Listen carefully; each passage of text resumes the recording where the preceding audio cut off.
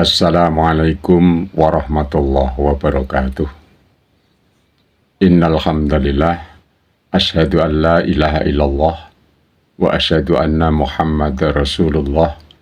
Allahumma sholli ala Muhammad wa ala ali sayyidina Muhammad. Para pemirsa YouTube, khususnya dari anak-anakku warga Madrasah Aliyah Negeri Trenggalek yang saya cintai, kali ini materi kita adalah meneruskan pembahasan tentang ijtihad. Anak-anakku yang saya hormati, dalam dunia Islam kita mengenal istilah ulama mujtahid, yaitu para ulama yang mempunyai keahlian berijtihad. Mereka adalah orang-orang yang menjadi tumpuan harapan umat Islam dalam mengamalkan ajaran agamanya. Oleh karena itu, jika dengan mengamalkan ajaran Islam, umat Islam menjadi baik di masyarakat, menjadi tokoh yang membawa kemajuan di masyarakat, itu semua tidak lepas dari peran mujtahid yang diikuti. Sebaliknya, jika dengan mengamalkan ajaran Islam justru menjadikan seseorang menjadi buruk di masyarakat, menjadi mundur dalam menjalani kehidupan, itu semua juga tidak lepas dari fatwa-fatwa mujtahid yang diikuti. Dalam dunia fikih, mujtahid ini mempunyai beberapa tingkatan. Yang pertama, mujtahid mutlak, atau istilahnya mujtahid mustaqil. Ini adalah tingkat tertinggi. Mereka berijtihad dengan menentukan metode sendiri dan hasil ijtihadnya sama sekali tidak terpengaruh oleh pemikiran dari mujtahid lain.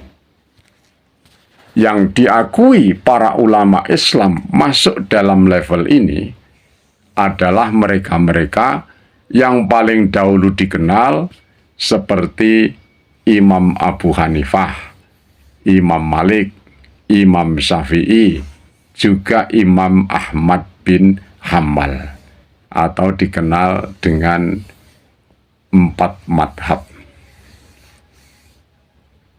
Kemudian mujtahid tingkatan kedua adalah mujtahid ghairu mutlak atau mujtahid muntasib. Mereka adalah mujtahid yang masih menggunakan metode para ulama sebelumnya.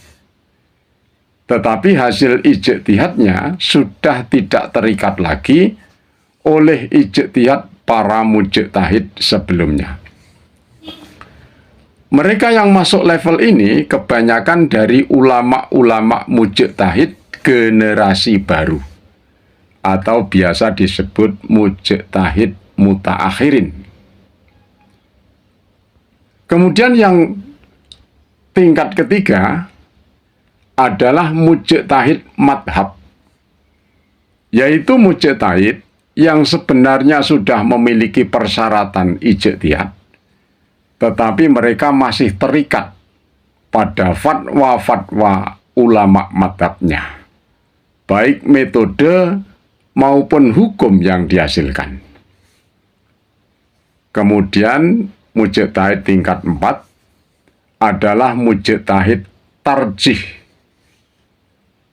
yakni hasil ijtihad yang didapat dengan cara membandingkan fatwa-fatwa hukum yang berbeda-beda dari berbagai ulama madhab, kemudian dianalisis hingga menghasilkan hukum yang paling kuat dalilnya.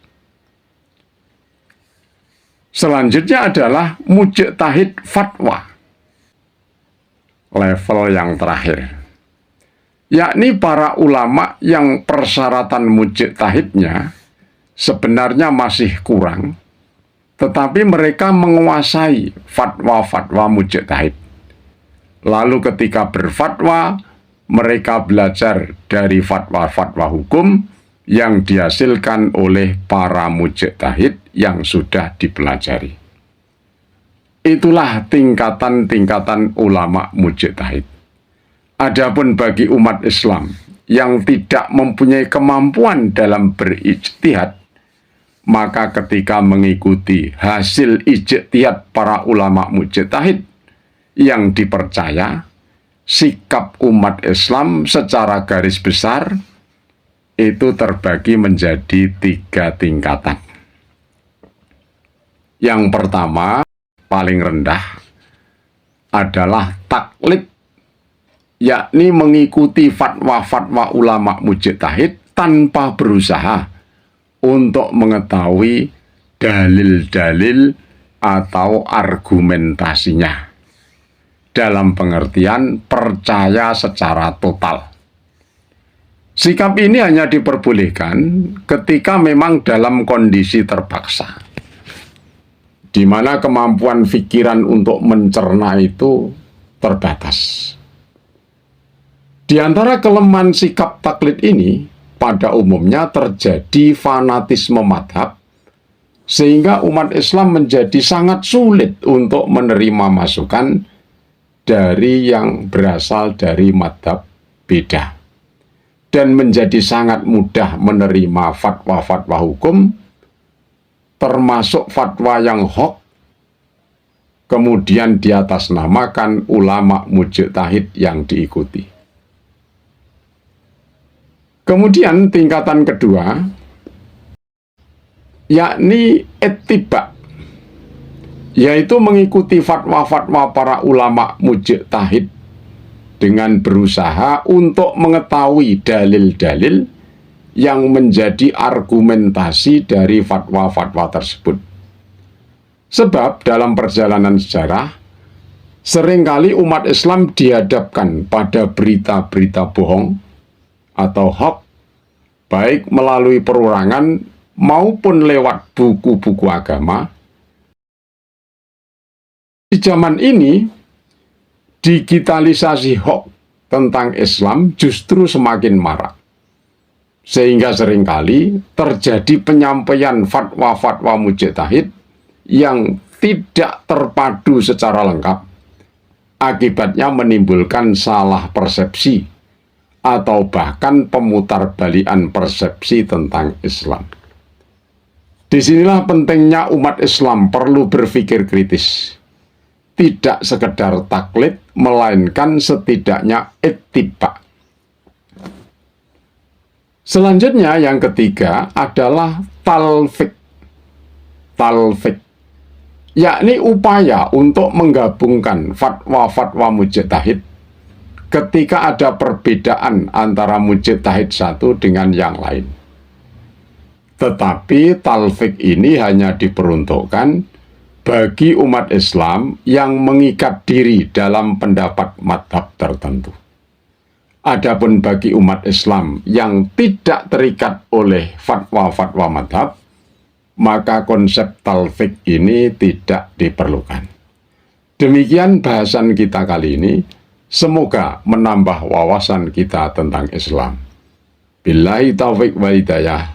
Wassalamualaikum warahmatullahi wabarakatuh.